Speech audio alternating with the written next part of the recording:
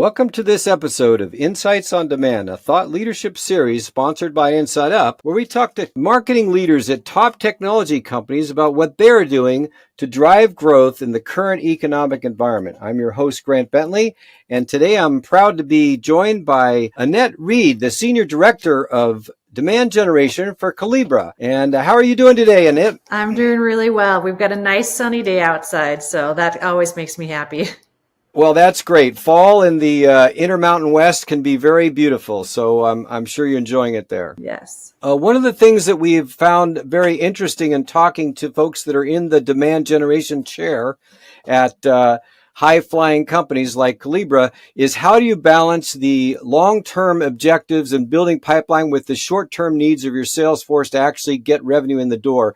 What sort of things have helped you strike that balance at Collibra? Yeah, thanks, Grant. This is always a challenge for every organization because you want to be ahead of the game, but then there's the immediate needs of building pipeline and getting closed deals for your sales team. So it really is a balancing act.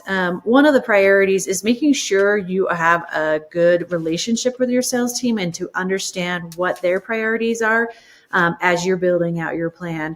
So what we try to do is make sure we have a roadmap, communicate that roadmap to our sales counterparts, and that we're collaborating on what that storytelling is supposed to be.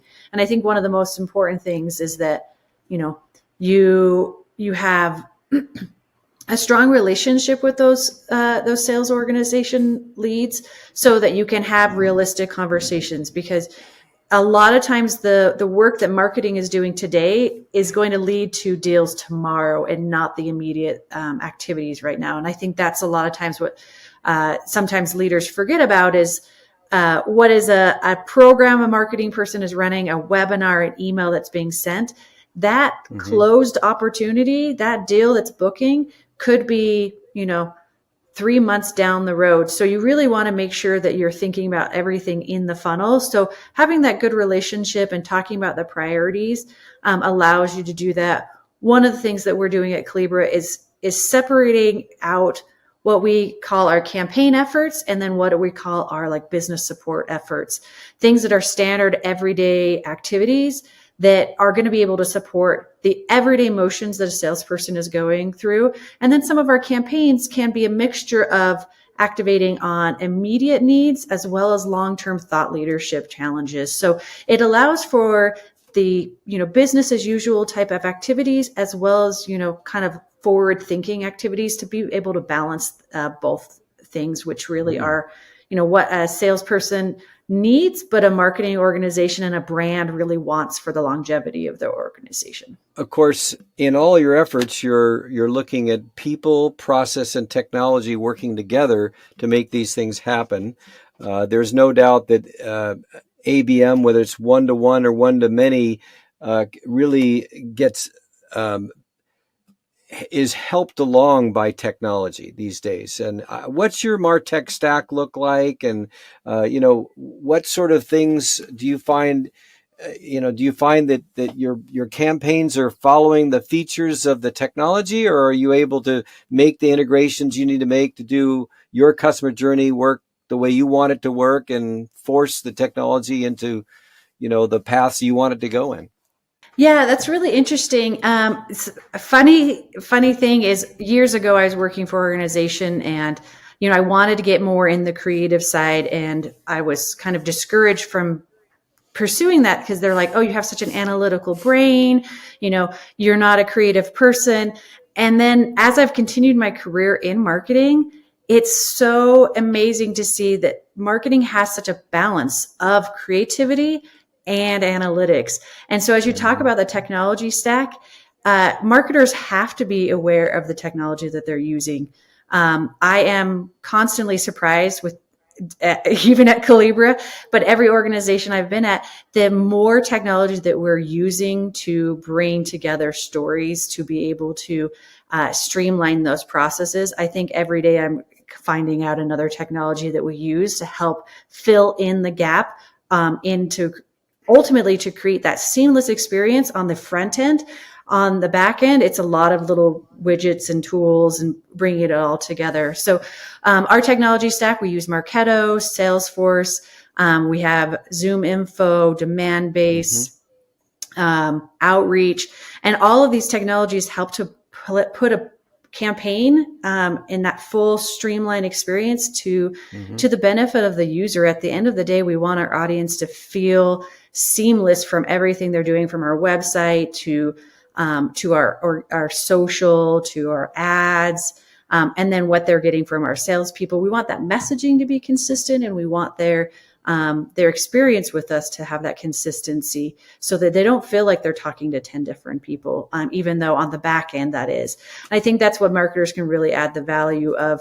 You need to know the technology to make that seamless on the front end. It's like, seeing the duck on the water. At the top, it's all smooth sailing, and that's what you want your customers to see. Underneath, we've got lots of people helping to make sure they're pedaling like crazy. Exactly. Just like the bicyclists in the mountains. They're pedaling like crazy. Yeah, but from a distance, it looks beautiful and seamless, and that's what we want to have. And not because it's chaos behind the scenes, but there are lots of people that bring that product to life, that bring that experience to life, and we want to.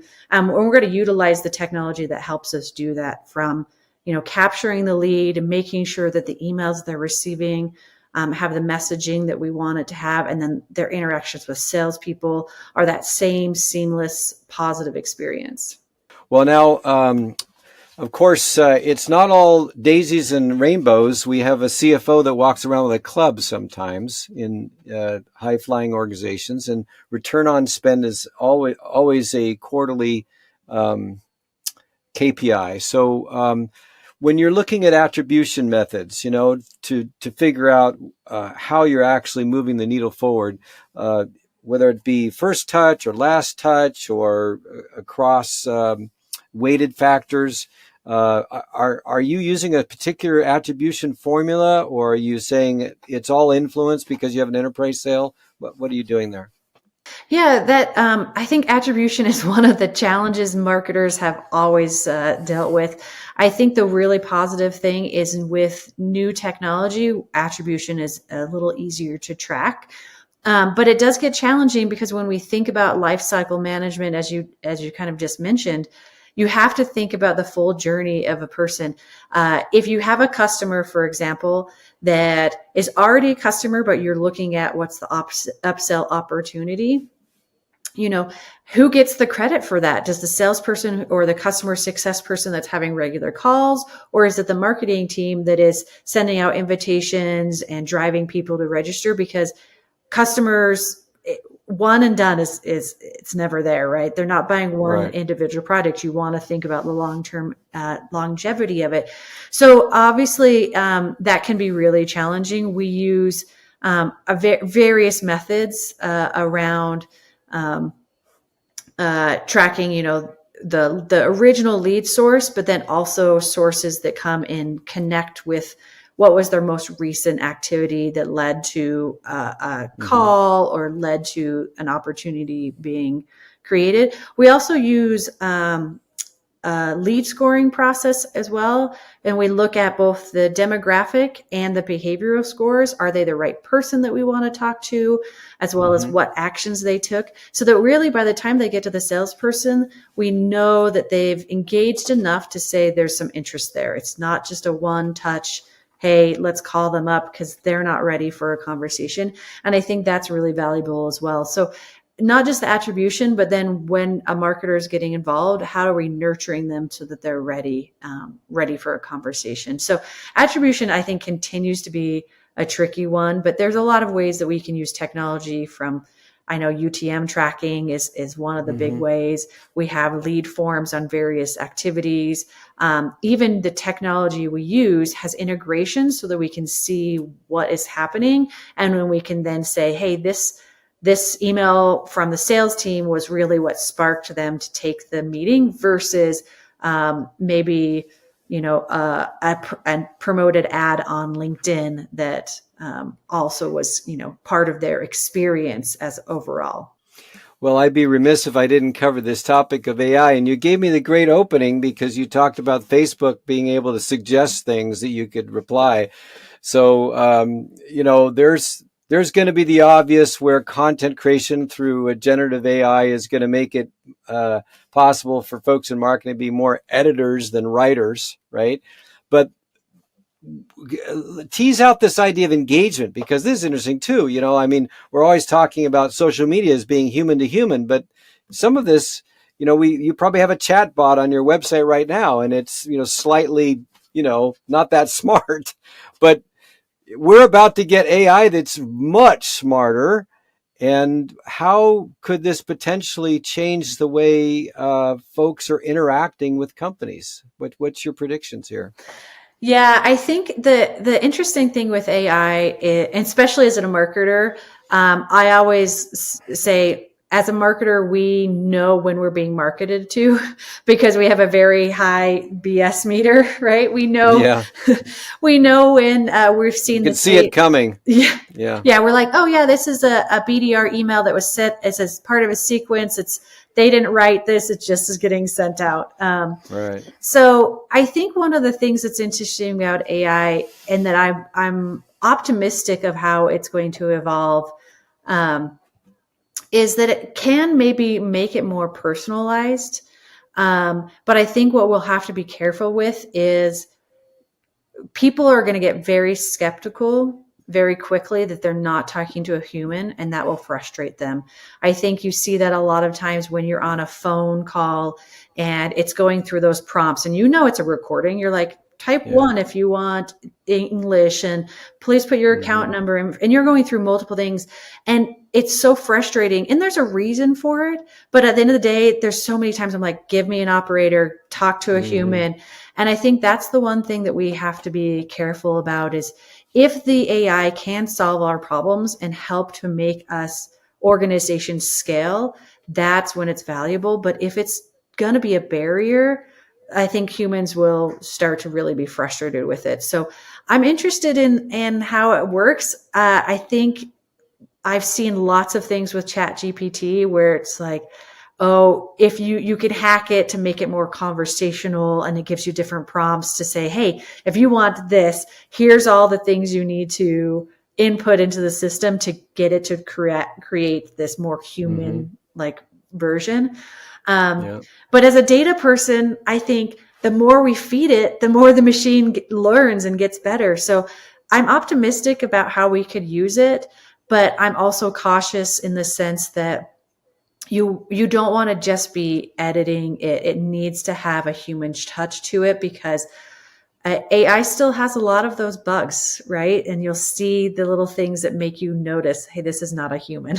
This is not realistic. Someone told me that the word game changer is used too much by ChatGPT. So if you see game changer in your content, then you know that ChatGPT is in the house, Well, it's going to be a fascinating run, that's for sure, as we continue in our careers. Anything you want to leave our audience with? It's been great, Annette. I just really appreciate the opportunity to talk and with you, Grant, and to share some of the things I've learned, and open for, interested people to reach out, and let's have more conversations of how marketing is changing and what we can do to improve, the outcomes for our customers, which is ultimately our sales team. Excellent. Well, thanks again, Annette. Thank you, Grant. Bye. Bye-bye. Supercharge your sales pipeline with InsideUp. With our in-capture platform driven by predictive AI and our expert team, we deliver pipeline to spend ratios exceeding 7x. Let us be your partner in achieving rapid pipeline growth. Visit www.insideup.com. Let us meet to schedule a meeting.